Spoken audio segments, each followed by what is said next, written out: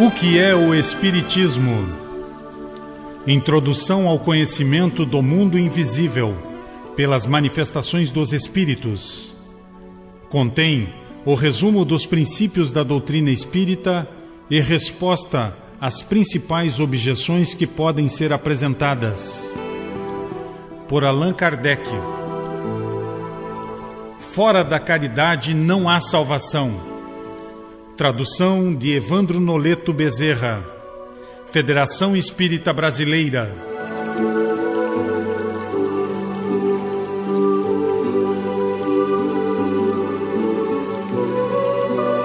Preâmbulo.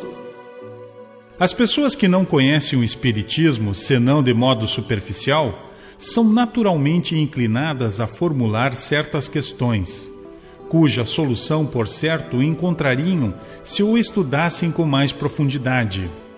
Falta-lhes, porém, o tempo e muitas vezes a vontade para se entregarem a observações contínuas. Antes de empreenderem esta tarefa, muitos desejam saber, pelo menos, do que se trata e se vale a pena se ocuparem com ela. Pareceu-nos, pois, de real utilidade apresentar resumidamente as respostas a alguma das principais perguntas que nos são diariamente dirigidas. Isso será uma espécie de iniciação e, para nós, ganho de tempo por nos dispensar de repetir constantemente a mesma coisa. O primeiro capítulo encerra, sobre a forma de diálogos, respostas às objeções mais comumente feitas por aqueles que desconhecem os princípios fundamentais da doutrina, bem como a refutação dos principais argumentos de seus contraditores. Esta modalidade nos pareceu a mais conveniente, por não ter a aridez da forma dogmática. O segundo capítulo é consagrado à exposição sumária das partes da ciência prática e experimental, sobre as quais, na falta de uma instrução teórica completa, o observador inexperiente deve fixar a sua atenção para poder julgar com conhecimento de causa.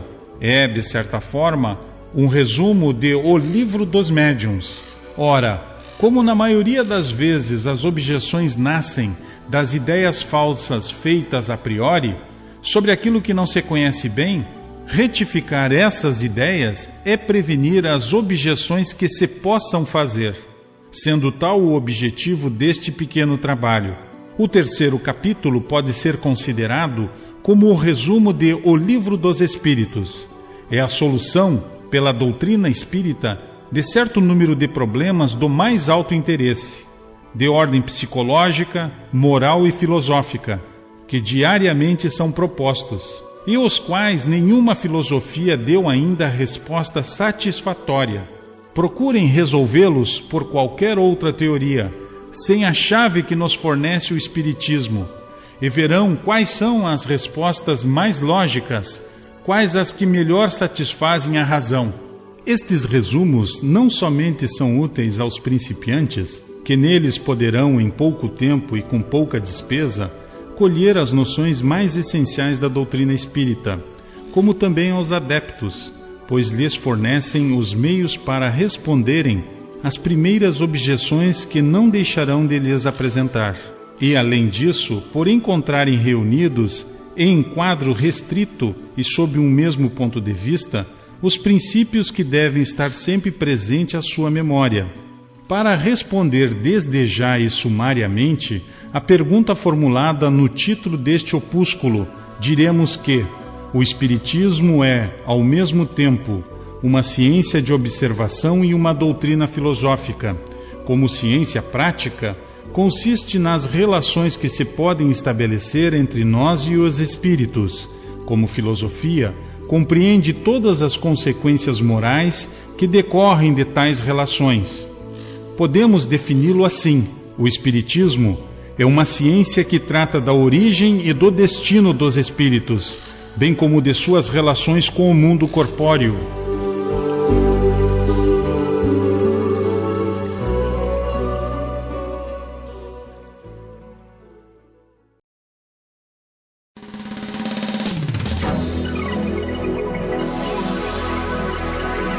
Capítulo 1. Pequena Conferência Espírita. Primeiro diálogo: O Crítico.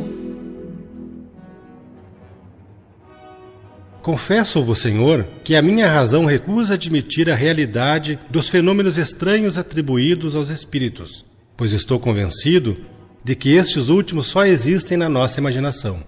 Eu me curvaria, entretanto, diante da evidência, se disso tivesse provas incontestáveis. Por isso solicito-vos a permissão de assistir somente a uma ou duas experiências, para não ser indiscreto, a fim de convencer-me, caso seja possível.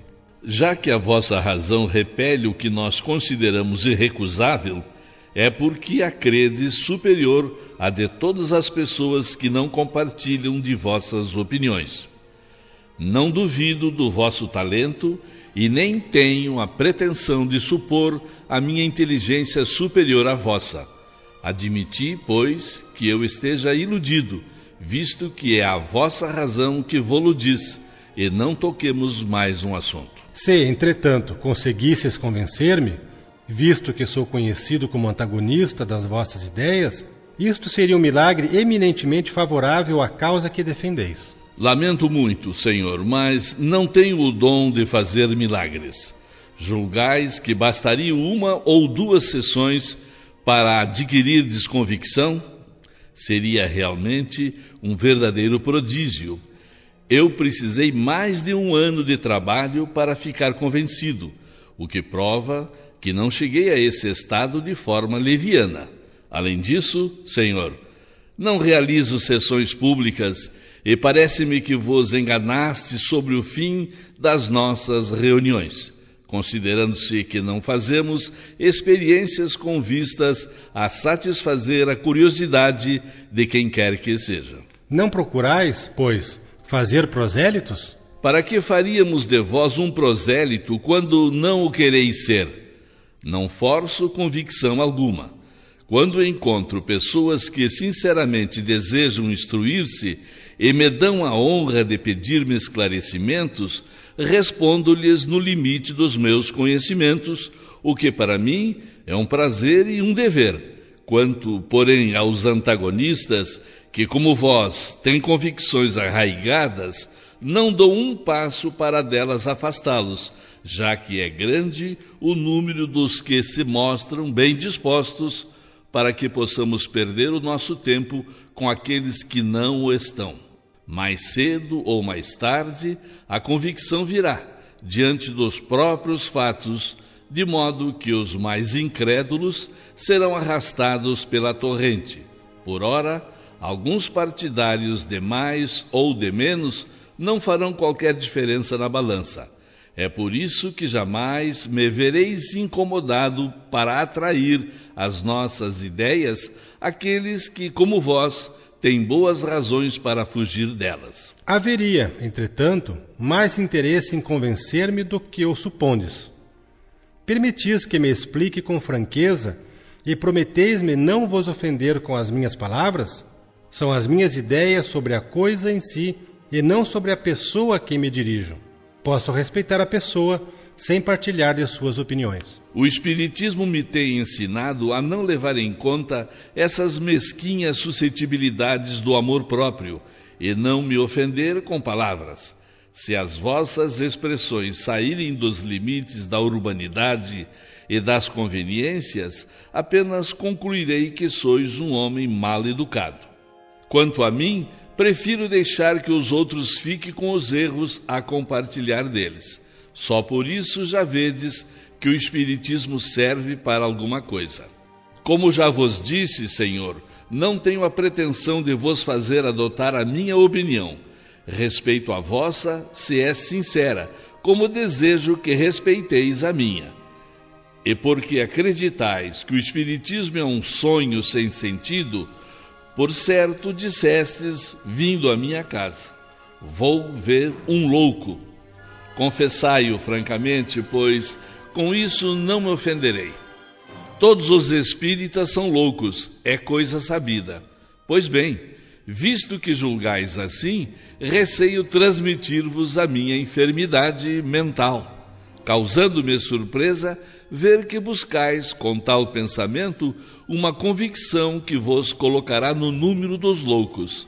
Se já estáis convencido de que não conseguiremos convencer-vos, vossa atitude é inútil, pois só terá por fim a curiosidade.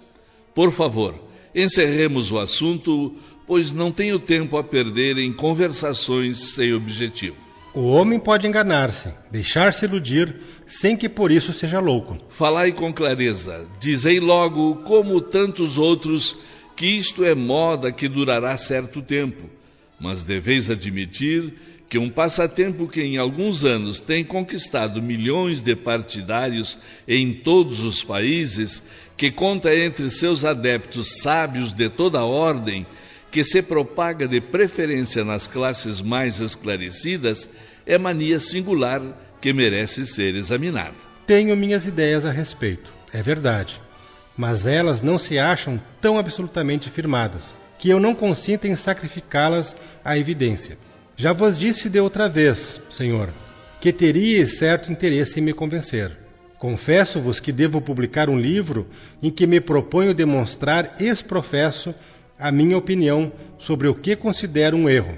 E como esse livro deve ter grande alcance, dando um golpe certeiro no Espiritismo, eu deixaria de publicá-lo caso ficasse convencido da realidade da vossa doutrina. Eu sentiria muito, Senhor, que ficasseis privado do benefício que vos pode proporcionar um livro que deve produzir tanto efeito. Além disso, não tenho interesse algum em impedir a sua publicação. Ao contrário, desejo-lhe grande circulação, pois assim ele nos servirá de prospecto e anúncio. Quando uma coisa é atacada, logo desperta a atenção das pessoas. Há muita gente que quer ver os prós e os contras, e a crítica faz aparecer a verdade, mesmo aos olhos daqueles que não a procuravam ali. É assim que muitas vezes, sem querer, se faz propaganda daquilo que se quer combater. Por outro lado, a questão dos espíritos é tão palpitante, choca de tal modo a curiosidade, que basta assinalá-la à atenção para que nasça o desejo de aprofundá-la. Então, segundo o vosso entendimento, a crítica para nada serve?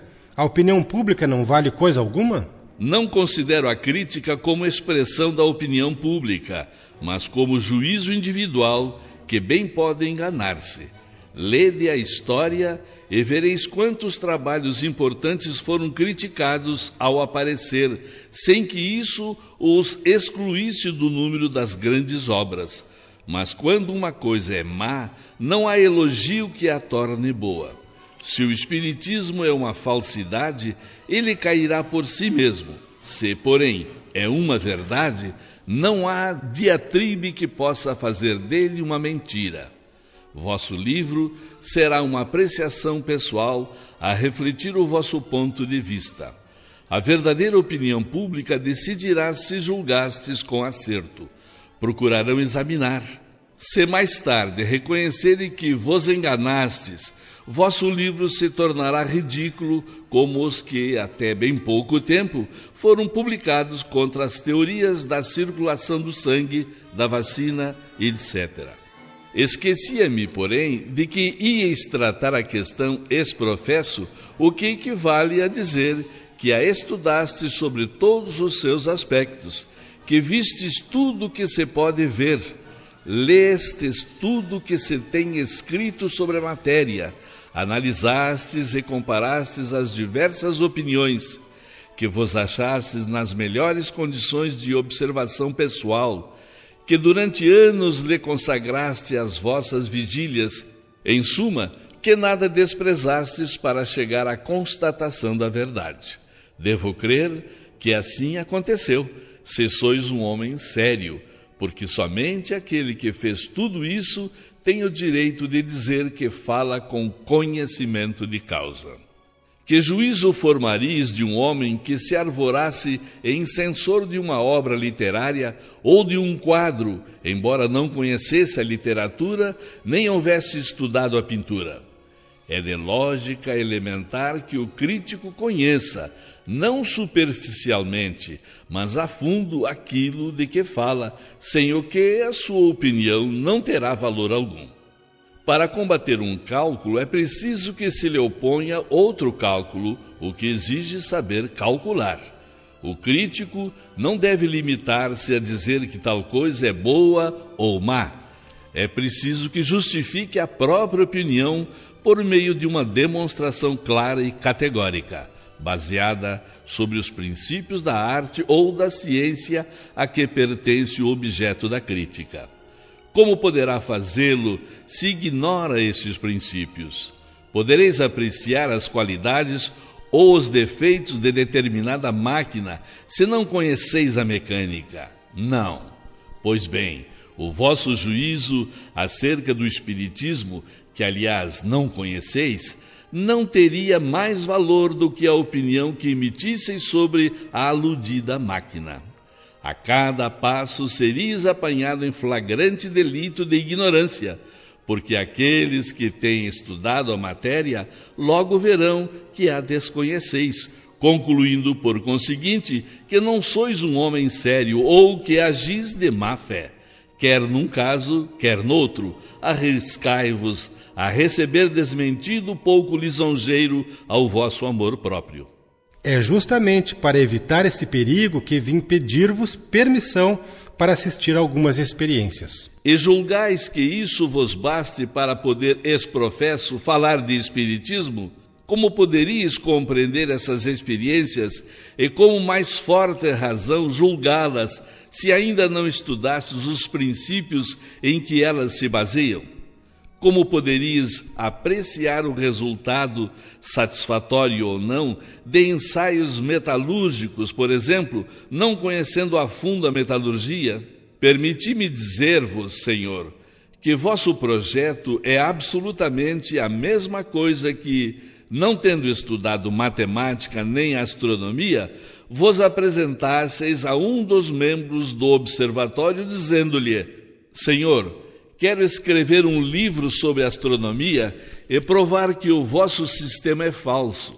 Mas como desconheço os menores rudimentos dessa ciência, deixai que por uma ou duas vezes eu me sirva de vossa luneta, o que me bastará para ficar sabendo tanto quanto vós.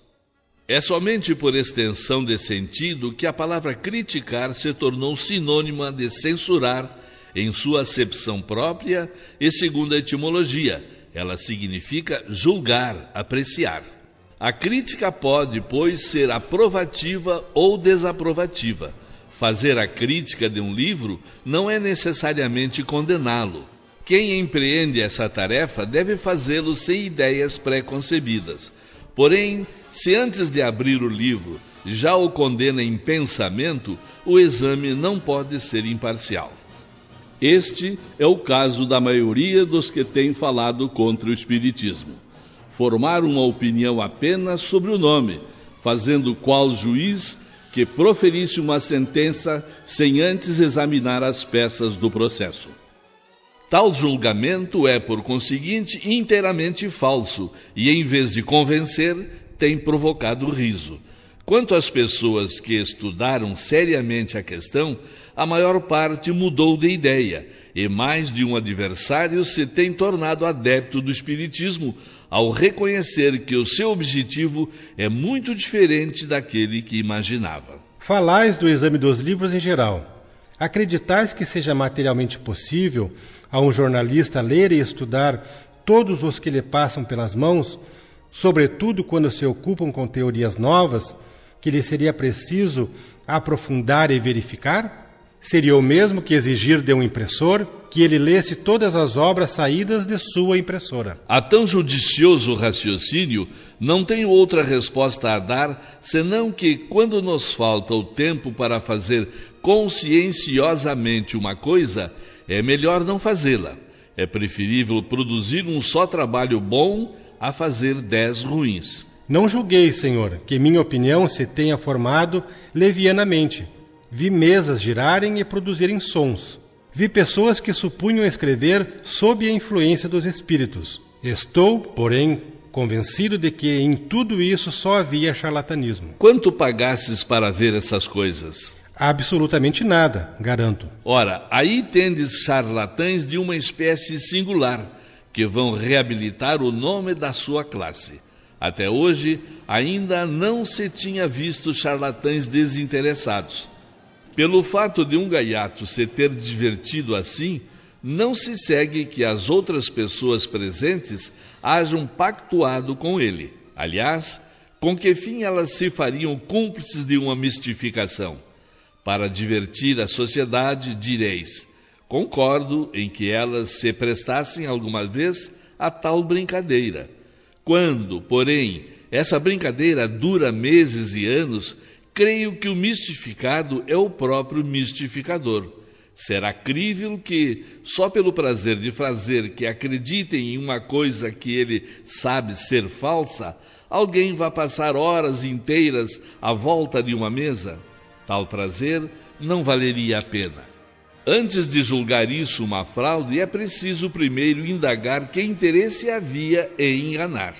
Ora, não deixareis de convir que há situações que excluem toda suspeita de embuste. Pessoas cujo caráter já é uma garantia de probidade.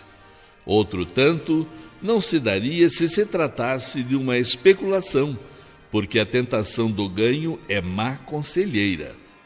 Mas, admitindo mesmo que nesse último caso ficasse bem comprovado uma manobra fraudulenta, isso não provaria coisa alguma contra a realidade do princípio, já que se pode abusar de tudo.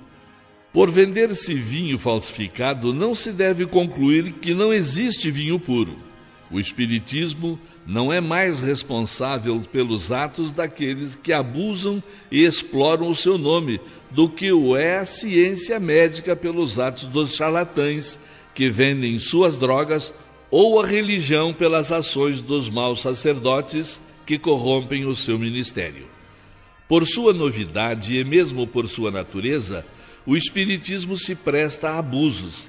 Ele, porém, fornece os meios para que os reconheçam, definindo claramente seu verdadeiro caráter e recusando toda solidariedade com aqueles que o explorassem ou desviassem do seu fim exclusivamente moral, para transformá-lo em meio de vida, em instrumento de adivinhação ou de investigações fúteis. Considerando-se que o próprio Espiritismo traça os limites em que se encerra, define o que pode ou não dizer ou fazer, o que está ou não em suas atribuições, o que aceita e o que repudia.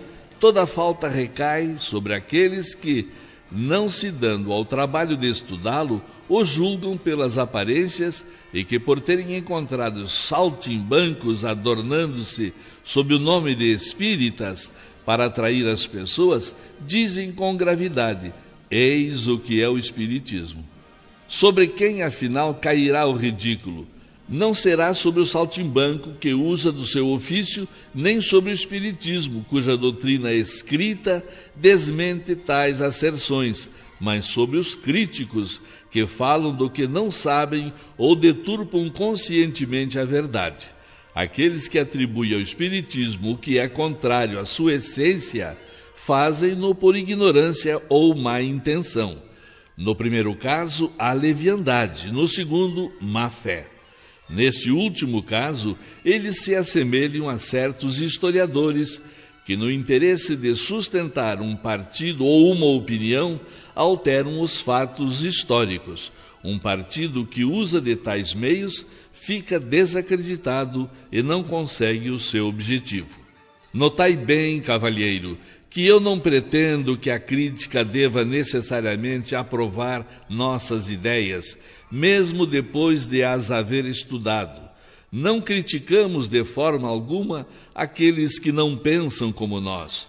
O que é evidente para nós pode não ser para vós outros. Cada qual julga as coisas sob o seu ponto de vista, e do fato mais positivo, nem todos tiram as mesmas consequências. Se um pintor, por exemplo, figura em seu quadro um cavalo branco, não faltará quem diga que essa cor não lhe fica bem, que a cor negra conviria mais, e nisto não cometerá erro. Errará, porém, se vendo que o cavalo é branco, afirmar que é negro. É o que faz a maioria dos nossos adversários. Em resumo, Senhor, todos têm inteira liberdade para aprovar ou censurar os princípios do Espiritismo, para deduzir deles as consequências boas ou más que lhes aprover. Porém, a consciência impõe a todo crítico sério a obrigação de não dizer o contrário do que ele sabe que é. Ora, para isso, a primeira condição é ele não falar do que não conhece. Voltemos, por favor, às mesas girantes e falantes.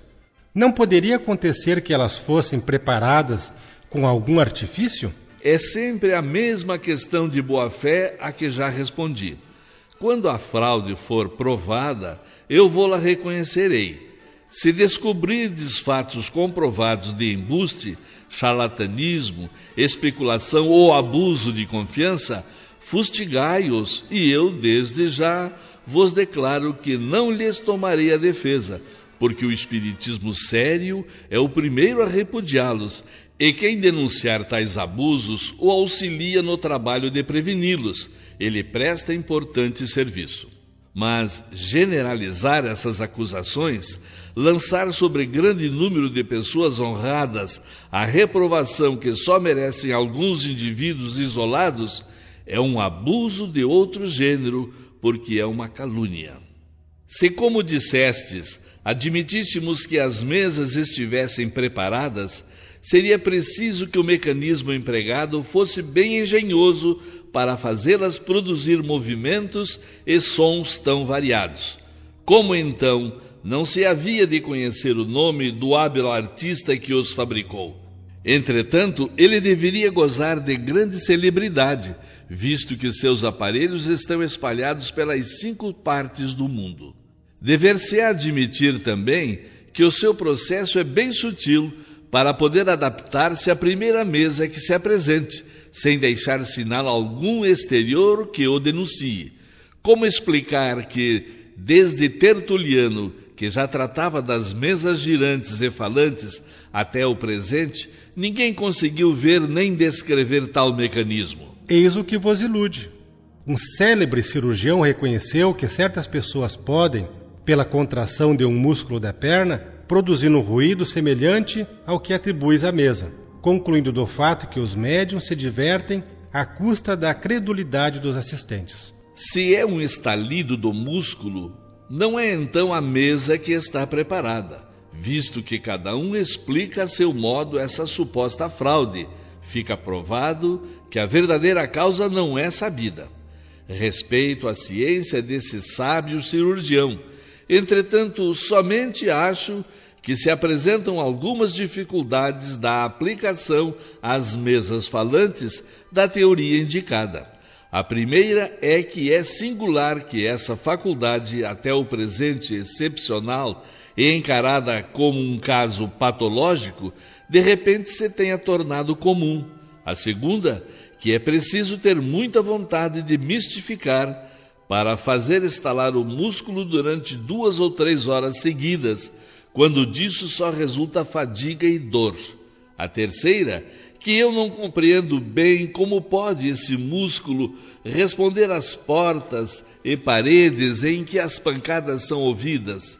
A quarta, finalmente, que é preciso dar a esse músculo estalante uma propriedade excepcional para que ele possa mover uma pesada mesa, levantá-la, abri-la, fechá-la, mantê-la suspensa sem ponto de apoio e, finalmente, fazê-la arrebentar-se ao cair.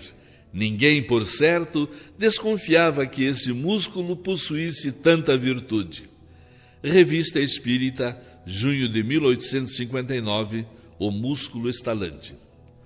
O célebre cirurgião de que falais teria estudado o fenômeno da tipologia sobre os indivíduos que os produzem? Não.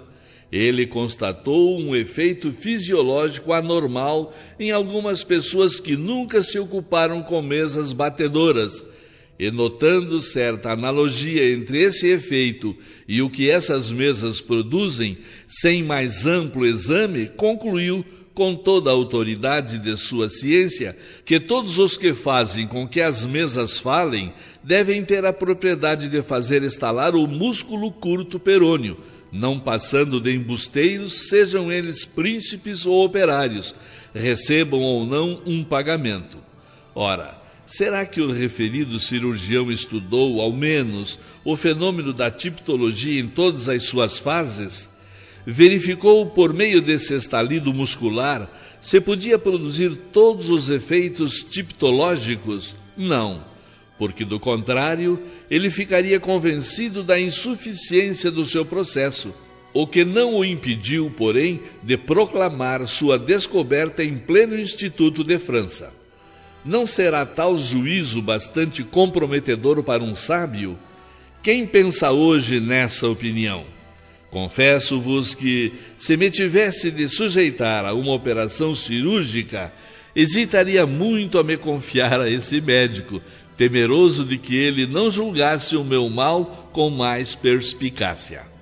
E já que esse juízo procede de uma das autoridades em que pareceis querer apoiar-vos para aniquilar o espiritismo, fico completamente sossegado quanto à força dos outros argumentos que quereis validar, a menos que os procureis em fontes mais autênticas. Entretanto, bem vedes que já passou a moda das mesas girantes, que durante algum tempo fizeram furor. Hoje ninguém mais se ocupa com elas. Qual a razão disso, pois que se trata de uma coisa séria? Porque das mesas girantes saiu uma coisa mais séria ainda, uma ciência e uma doutrina filosófica completas, do máximo interesse para os homens que refletem. Quando estes nada mais tiverem a aprender com a dança das mesas, não mais se ocuparam com elas. Para as pessoas fúteis, que nada querem aprofundar, esse fenômeno era um passatempo, um divertimento que abandonaram quando deles se aborreceram. São pessoas com as quais a ciência não conta. O período da curiosidade teve o seu tempo. Sucedeu-lhe o da observação. O espiritismo entrou então no domínio da gente séria, que com ele não se quer divertir, mas instruir-se. Por isso, as pessoas que o consideram como coisa grave não se prestam a qualquer experiência de curiosidade, e ainda menos a satisfazer a daqueles que se apresentam com pensamentos hostis. Como não brincam, também não querem servir de brinquedo para os outros. Eu pertenço a esse número. No entanto, somente a experiência pode convencer, mesmo aquele que, no início, seja movido pela curiosidade. Se só trabalhais na presença de pessoas convictas, permiti que vos diga o seguinte: ensinais a quem já sabe. Uma coisa é estar convencido, e outra é estar disposto a convencer-se. É a estes últimos que me dirijo, e não aos que julgam humilhação vir escutar o que eles chamam devaneios. Com estes eu não me preocupo de modo algum.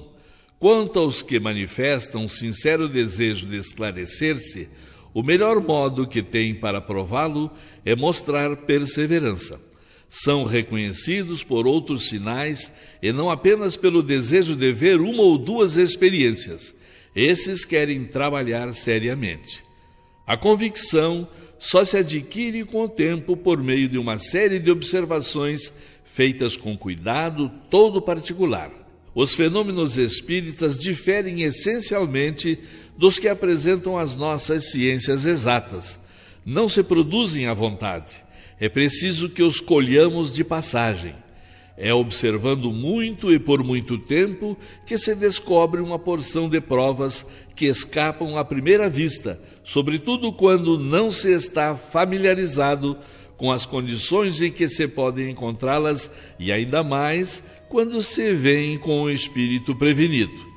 As provas abundam para o observador assíduo e refletido. Uma palavra, um fato aparentemente insignificante é para ele um raio de luz, uma confirmação. Já para o observador superficial, ou que observa os fenômenos por simples curiosidade, os fatos não têm sentido. Esta a razão por que não me presto a fazer experiências sem resultado provável. Enfim, tudo deve ter começo. O aprendiz que nada sabe, que nada viu, mas que deseja esclarecer-se, como poderá fazê-lo se não lhe facultais os meios? Faço grande distinção entre o incrédulo por ignorância e o incrédulo por sistema. Quando descubro alguém com disposições favoráveis, nada me custa esclarecê-lo. Mas há pessoas em quem a vontade de instruir-se é apenas aparente. Com estas perde-se o tempo, porque se não encontro logo o que parecem buscar e que talvez as incomodasse se aparecesse, o pouco que vem não é suficiente para lhes destruir as prevenções. Julgam mal os resultados obtidos e os transformam em objeto de zombaria, não havendo, por conseguinte, qualquer utilidade em lhos fornecer. A quem deseja instruir-se, direi: não se pode fazer um curso de espiritismo experimental como se faz um curso de física ou de química, visto que ninguém é senhor de produzir os fenômenos espíritas à vontade, e que as inteligências desses agentes fazem que se frustrem muitas vezes todas as nossas previsões. Aqueles que acidentalmente poderíeis ver não apresentam nexo algum, nem ligação necessária, sendo, portanto, pouco inteligíveis para vós. Instruí-vos primeiramente pela teoria, lede e meditai as obras que tratam dessa ciência. Nelas aprendereis os princípios, encontrareis a descrição de todos os fenômenos, compreendereis a possibilidade deles pela explicação que elas vos darão, e pela descrição de grande número de fatos espontâneos de que pudestes ser testemunhas sem o compreender, mas que vos voltarão à memória. Estareis em condições de apreciar e julgar todas as dificuldades que possam surgir e formareis, deste modo, uma primeira convicção moral. Então, quando se vos apresentar a ocasião de observar ou operar pessoalmente, compreendereis, qualquer que seja a ordem em que os fatos se mostrem, porque nada vereis de estranho. Eis aí, meu caro senhor, o que aconselho a todos que dizem querer instruir-se, e pela resposta que dão, se neles há alguma coisa além da curiosidade.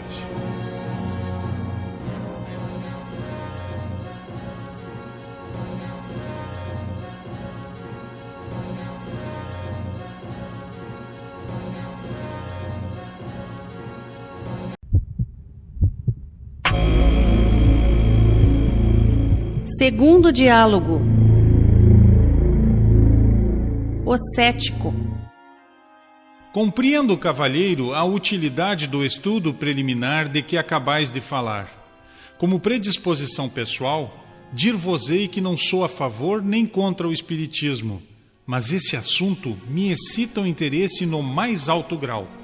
Entre as pessoas do meu conhecimento, há partidários e adversários dele. Tenho ouvido argumentos muito contraditórios a respeito e me propunha submeter-vos algumas das objeções que foram feitas em minha presença e que me parecem de certo valor, ao menos para mim, que vos confesso total ignorância a respeito. Será um prazer, senhor, responder às perguntas que me quiserdes dirigir, desde que sejam feitas com sinceridade e sem segundas intenções, embora eu não tenha a pretensão de poder responder a todas. O Espiritismo é uma ciência que acaba de nascer e da qual resta ainda muito a aprender. Seria, pois, grande presunção de minha parte querer remover todas as dificuldades. Só poderei dizer o que sei. O Espiritismo prende-se a todos os ramos da filosofia, da metafísica, da psicologia e da moral. É um campo imenso que não pode ser percorrido em algumas horas. A vez de compreender, Senhor, que me seria materialmente impossível repetir de viva voz e a cada um em particular tudo quanto tenho escrito sobre essa matéria para uso geral. Fazendo uma leitura prévia, cada indivíduo encontrará resposta à maior parte das questões que lhe venham naturalmente à mente. Essa leitura tem a dupla vantagem de evitar repetições inúteis e de provar o sincero desejo de instruir-se. Se depois dela ainda restarem dúvidas ou pontos obscuros, sua explicação se tornará mais fácil, porque já se possui um ponto de apoio e não se precisa perder tempo em rever os princípios mais elementares. Se o permitirdes, limitar-nos-emos até nova ordem a algumas questões genéricas. Tudo bem.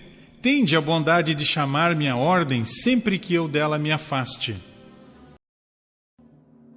Espiritismo e espiritualismo. Pergunto-vos em primeiro lugar, qual a necessidade da criação de novos termos, espírita e espiritismo, para substituir espiritualista e espiritualismo, que existem na língua vulgar e são por todos compreendidos? Já ouvi alguém classificar tais termos de barbarismos.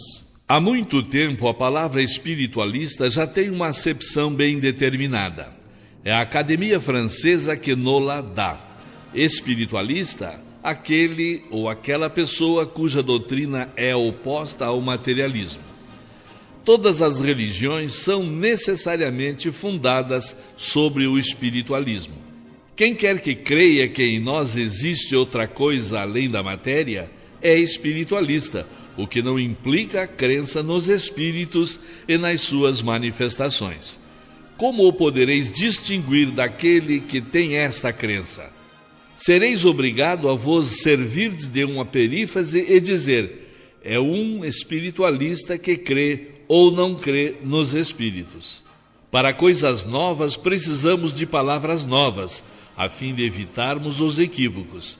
Se eu tivesse dado à minha revista a qualificação de espiritualista, não lhe teria especificado o objetivo, porque sem desmentir-lhe o título, bem poderia nada dizer nela sobre os espíritos e até combatê-los. Algum tempo atrás, li num jornal, a propósito de uma obra filosófica, um artigo em que se dizia que o seu autor a teria escrito do ponto de vista espiritualista. Ora, os partidários dos espíritos ficariam singularmente desapontados se, confiando nessa indicação, acreditassem encontrar alguma concordância entre o que ela ensina e as ideias por eles admitidas. Se adotei os termos espírita, espiritismo, é porque eles exprimem sem equívoco as ideias relativas aos espíritos. Todo espírita é necessariamente espiritualista, mas nem todos os espiritualistas são espíritas. Ainda que os espíritos fossem uma quimera, havia utilidade em adotar termos especiais para designar o que a eles se refere, visto que as ideias falsas, assim como as verdadeiras, devem ser expressas por termos próprios. Além disso, essas palavras não são mais bárbaras do que as outras que as ciências, as artes e a indústria diariamente estão criando.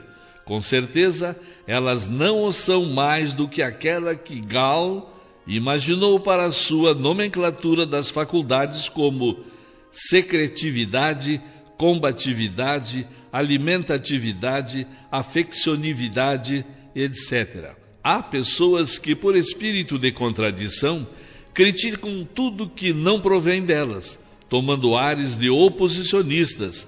Aqueles que assim provocam tão pequeninas chicanas não provam senão uma coisa: a pequenez de suas ideias. Agarrar-se a tais bagatelas é demonstrar falta de boas razões.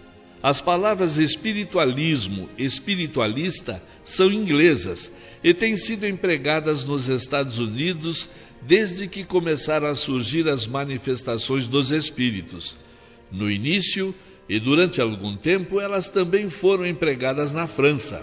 Logo, porém, que apareceram os termos espírita, espiritismo, compreendeu-se a sua utilidade e foram imediatamente aceitos pelo público. Hoje, seu uso está tão generalizado que os próprios adversários, Aqueles que no princípio os classificavam de barbarismos não empregam outros.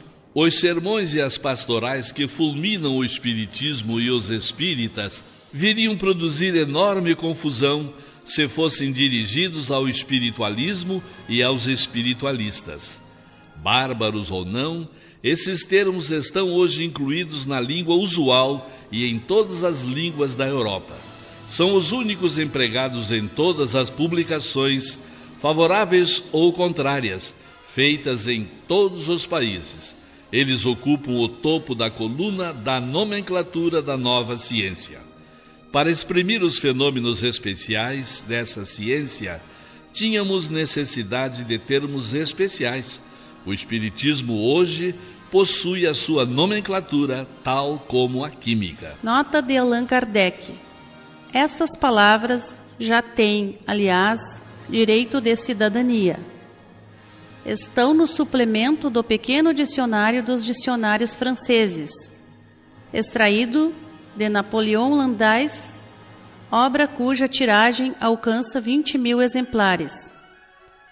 Aí encontramos a definição e a etimologia das palavras erraticidade, medianímico, médium, mediunidade, perispírito, pneumatografia, pneumatofonia, psicógrafo, psicografia, psicofonia, reencarnação, sematologia, espírita, espiritismo, espiritista, estereotita, tipologia.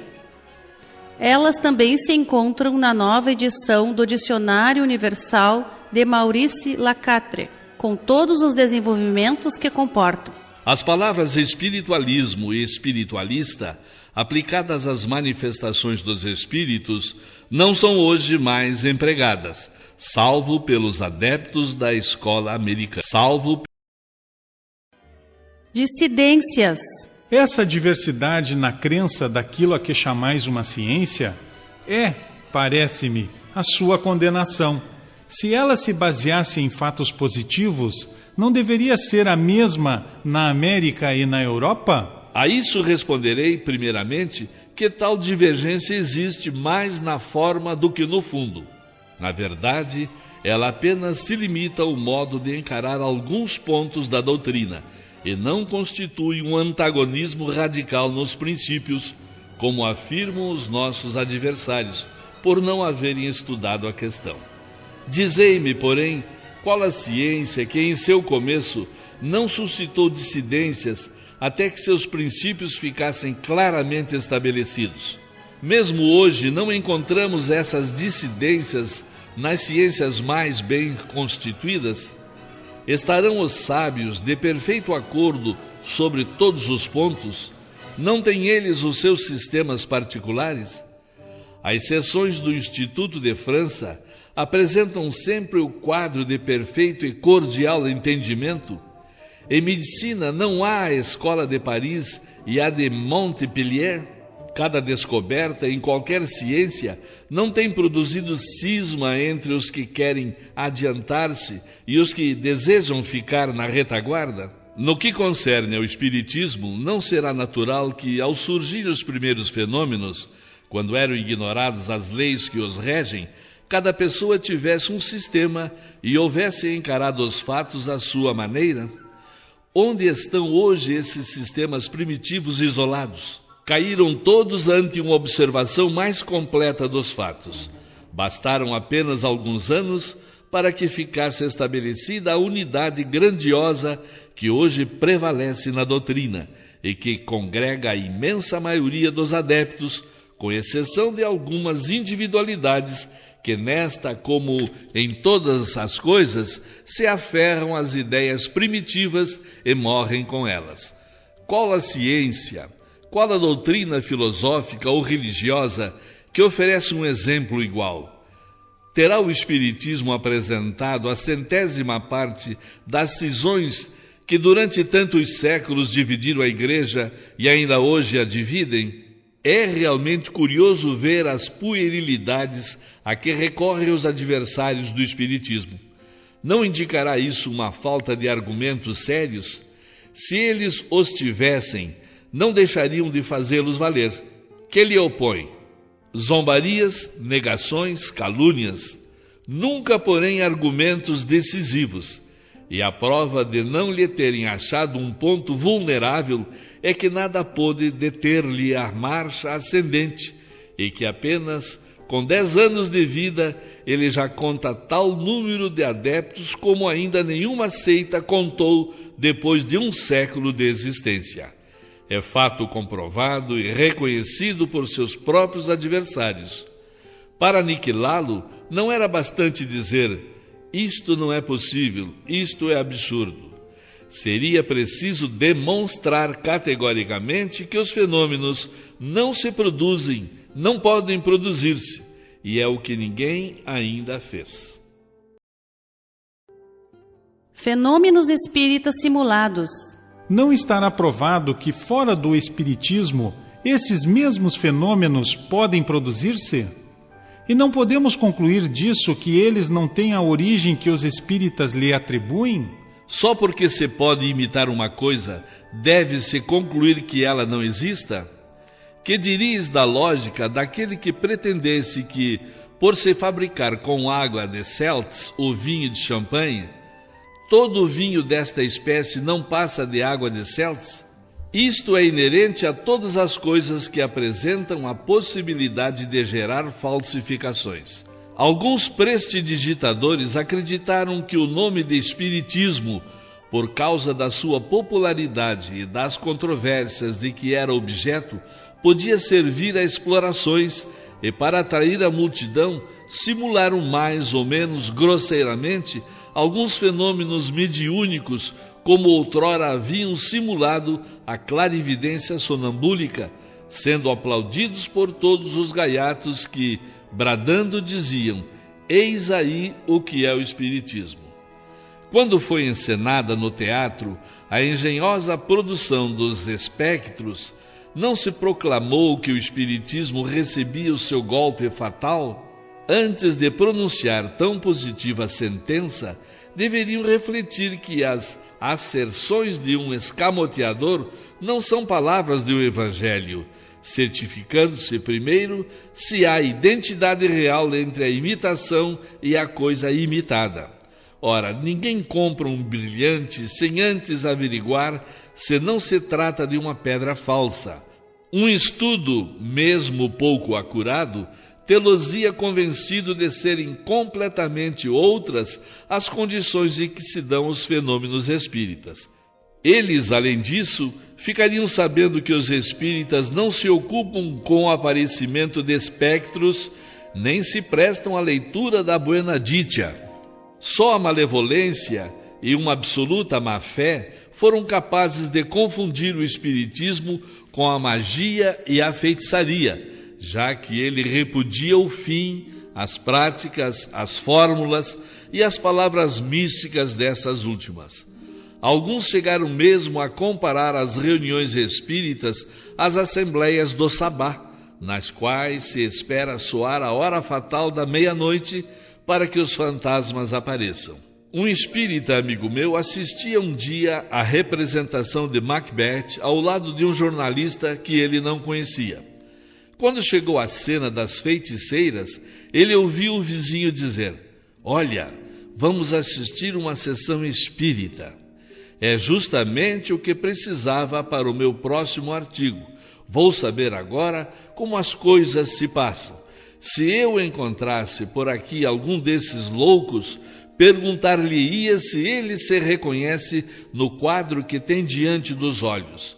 Eu sou um deles, disse-lhe o espírita, e posso garantir-vos que nada vejo que se pareça com o que presencio. Tenho assistido a centenas de reuniões espíritas e nelas nada encontrei que se assemelhe a isto. Se é aqui que vim de escolher argumentos para o vosso artigo, garanto que ele não primará pela veracidade. Muitos críticos não têm base mais sólida. Sobre quem, pois, cairá o ridículo, a não ser sobre aqueles que caminham com tanta leviandade? Quanto ao Espiritismo, seu crédito, longe de sofrer com isso, tem crescido pela repercussão que causam essas manobras, chamando para ele a atenção de muita gente que nem sequer pensava nele. Os ataques provocaram o exame e contribuíram para aumentar o número dos seus adeptos, porque então se reconheceu que em vez de brincadeira, ele era coisa séria. Impotência dos detratores. Convenho que entre os detratores do Espiritismo há muita gente que age com leviandade, como esses que acabais de citar. Mas ao lado deles não se encontrarão também homens de real valor, cujas opiniões têm certo peso? Não o contesto absolutamente. A isso respondo que o Espiritismo também conta em suas fileiras muitos homens de não menos real valor. Digo-vos mais que a imensa maioria dos espíritas se compõe de homens inteligentes e estudiosos. Só a má-fé pode dizer que seus adeptos são recrutados entre as mulheres simplórias e as massas ignorantes. Um fato decisivo responde, além disso, a essa objeção. É que apesar de todo o saber, de todo o poder oficial, ninguém consegue deter a marcha do Espiritismo. Entretanto, não há um só de seus adversários, seja ele o mais obscuro folhetinista, que não se tenha vangloriado de lhe haver dado um golpe mortal. Todos, sem exceção, mesmo sem o quererem, concorreram para a sua vulgarização. Ora, uma ideia que resiste a tantos assaltos, que avança sem nada temer pela chuva de dardos que lhe atiram, não provará a sua força e a segurança das bases em que se firma? Não será esse fenômeno digno da atenção dos pensadores sérios?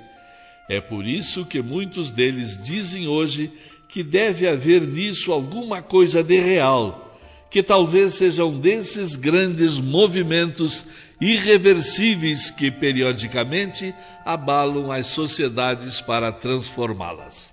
Assim tem sucedido com todas as ideias novas chamadas a revolucionar o mundo. Sempre encontrarão obstáculos, porque lutam contra os interesses, os prejuízos, os abusos que elas vêm destruir. Como, porém, estão nos desígnios de Deus, para que se cumpra a lei do progresso da humanidade, quando a hora chegar, nada poderá detê-las, o que vem provar que são a expressão da verdade. Como já disse, essa impotência dos adversários do Espiritismo vem provar, em primeiro lugar, que lhes faltam boas razões, pois não são convincentes as que lhe opõem. Ela resulta ainda de outra causa que anula todas as suas combinações. Admiram-se de ver o desenvolvimento dessa doutrina, a despeito de tudo o que fazem para detê-la, mas, se não conseguem achar o motivo, é por não o buscarem onde ele realmente está. Uns o enxergam no grande poder do diabo, que assim se mostra mais forte que eles e até mais forte que Deus. Outros o veem no aumento da loucura humana. O erro de todos está em crerem que a fonte do Espiritismo é uma só e que se baseia na opinião de um único homem. Daí a ideia de que poderão arruiná-lo, refutando essa opinião. Procuram na Terra uma coisa que só achariam no espaço. É que essa fonte do Espiritismo não se acha num ponto, mas em toda parte, porque os espíritos se manifestam em todos os lugares, em todos os países, tanto no palácio como na choupana. A verdadeira causa está, pois, na própria natureza do Espiritismo, cuja força não provém de uma só fonte, mas permite a cada um receber comunicações diretamente dos espíritos e, por elas, certificar-se da realidade dos fatos. Como convencer milhões de indivíduos de que tudo isso não passa de comédia, charlatanismo, escamoteação, prestidigitação, quando são eles próprios que obtêm tais resultados, sem o concurso de quem quer que seja? Dever-se-á fazê-los crer que eles se mistifiquem a si mesmos, que a si mesmos procurem enganar, fazendo o papel de charlatães e escamoteadores? Essa universalidade das manifestações dos espíritos, que surgem em todos os pontos do globo para desmentir os detratores e confirmar os princípios da doutrina, é uma força que não podem explicar os que desconhecem o mundo invisível, do mesmo modo que não compreendem a rapidez com que se transmite um telegrama àqueles que desconhecem as leis dos fenômenos elétricos. É contra essa força que todas as negações se veem quebrar, exatamente como se alguém pretendesse afirmar aos que sentem a ação dos raios solares que o Sol não existe. Fazendo-se abstração das qualidades da doutrina, que agrada muito mais do que as que lhe são opostas, deve-se ver em tudo isso a causa dos insucessos dos que tentam deter sua marcha. Para que triunfassem, seria preciso que impedissem os espíritos de se manifestarem. Esta a razão por que os espíritas ligam tão pouca importância às manobras dos adversários. Eles têm a seu favor a experiência e a autoridade incontestável dos fatos.